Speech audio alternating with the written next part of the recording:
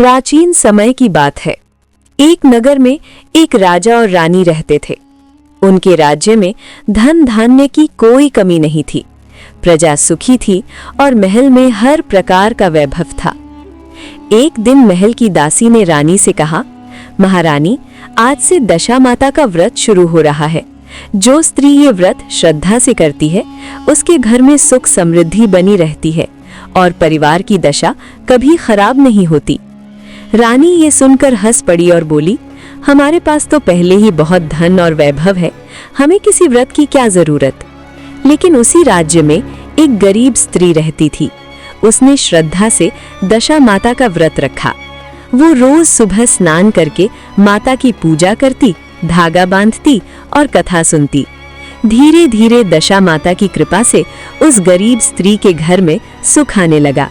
उसका परिवार खुश रहने लगा। लेकिन उधर राजा के महल में अजीब घटनाएं होने लगी। महल का खजाना खाली होने लगा। राज्य में परेशानियां बढ़ने लगी। रानी बहुत चिंतित हो गई। तभी उसे दासी की कही हुई बात याद आई। उसने दासी को बुलाकर पूछा, ये दशा माता का व्रत क्या होता है? दासी बोली, महारानी, जब स्त्री श्रद्धा से दशा माता का व्रत करती है और उनकी कथा सुनती है तो माता घर की खराब दशा को सुधार देती है। ये सुनकर रानी को अपनी गलती का एहसास हुआ।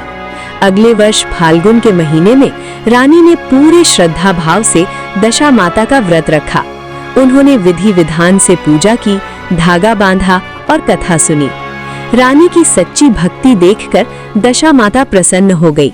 धीरे धीरे राजा के राज्य में फिर से सुख समृद्धि आने लगी।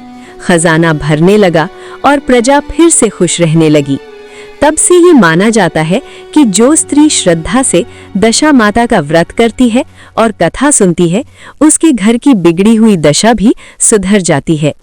अंत में सभी स्त्रियां कहती हैं, दशा माता की जय। जैसी दशा उस रानी की सुधरी, वैसी सबकी सुधरे।